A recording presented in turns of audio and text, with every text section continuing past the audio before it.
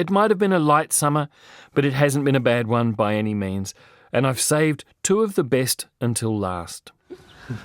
Suppose nothing's going to fit you anymore, is it? Nope. Yeah, well, I bought you some of your dad's things instead. Okay. Oh, look, come on, take these off as well and I'll put them in to dry with the rest. Oh, will you take them off, Adam? Honestly.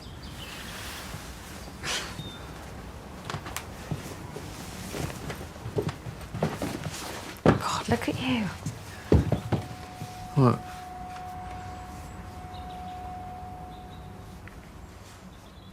You were just a boy. But now you're not. No. You look totally different, but it's still you. How do you film transcendence? How do you even conceive of a way of presenting it that can connect to audiences?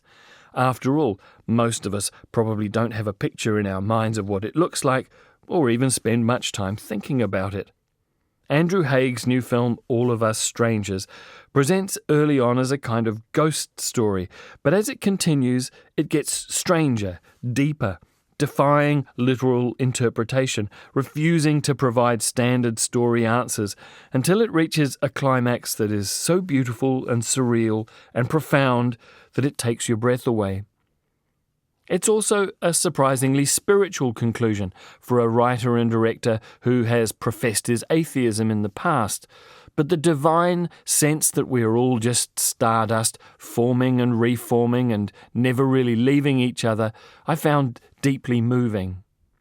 Of course, the fact that the ending is set to a Frankie Goes to Hollywood pop song might mean that there's a more prosaic, more logical or film-friendly solution, but I prefer mine, and I'm sticking with it. Andrew Scott is Adam, a screenwriter with writer's block, holed up in an apartment block, listening to 80s pop tunes, trying to write about his childhood. The building appears to be almost empty, but one neighbour, Harry, played by the amazingly gifted Paul Mescal from After Sun, might be flirting with him, and he suggests a nightcap, which Adam declines. Drink. It's Japanese. It's meant to be the best in the world, but I couldn't tell you why, so... No, thanks. Okay, okay, how about I come in anyway? If not for a drink, then... for whatever else you might want.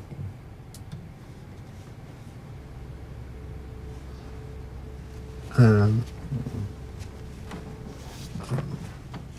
think that's a good idea. Do I scare you? No? We don't have to do anything if I'm not your type. There's vampires at my door. For inspiration, Adam takes the train to his suburban childhood home where, to all of our surprise, he meets his long-dead parents, played by Jamie Bell and Claire Foy. They died in a car crash when he was 12, so there's a lot for them to catch up on, not least Adam's sexuality, which they have some very 80s concerns about. Liberated somewhat by this fantastical encounter with his parents, Adam responds to Harry and they commence a beautiful relationship. Things appear to be looking up for Adam. He is certainly more productive over the word processor, but there's something a little off about how perfect it's all become. Yes, he's rekindling a relationship with his parents who he has a desperate sense of loss and guilt over, but he's also struggling with a fever that he can't quite seem to shake. She's going to be over the moon to see you. Guess what I found loitering in the park? Is it him? Oh yeah, it's definitely him.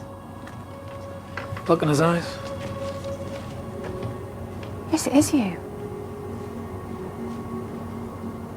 Hi.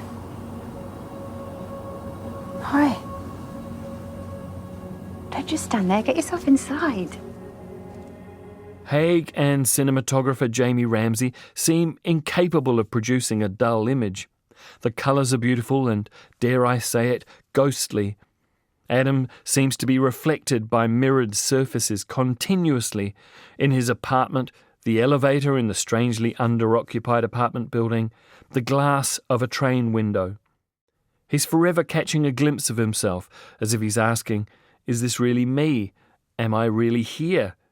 Andrew Scott is sensational as Adam.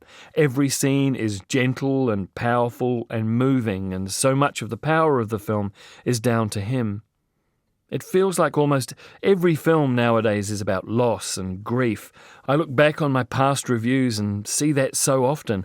A beautiful meditation on grief, I say. And bereavement is such a universal experience that of course it's going to inform so much of our lives and our art, as it does in All of Us Strangers. But I think more than that, the film is about loneliness. The corrosive, long-term damage that loneliness does to a human.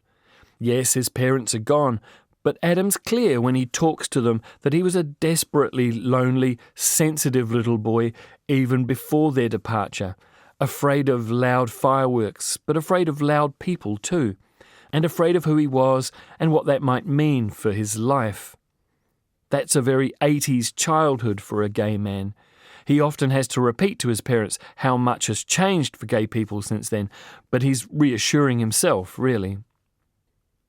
There are elements of autobiography in Haigh's film. He even shot the film in the family home in Croydon that he grew up in.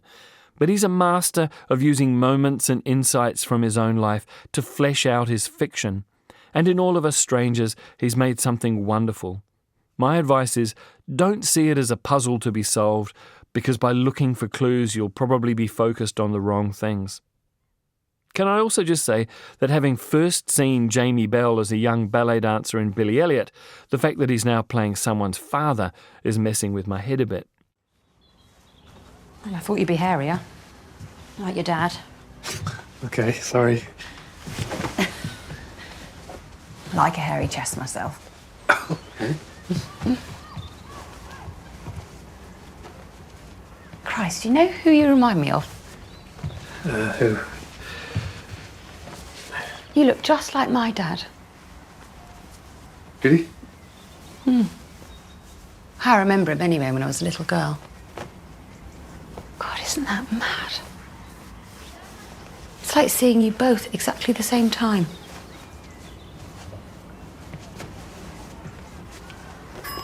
Oh, I've made your favourite. Well, I hope it's still your favourite. I'll just go and pop the kettle on and then you can tell me everything. All of Us Strangers is rated R16 for drug use and sex scenes and is screening in select cinemas all over Aotearoa now.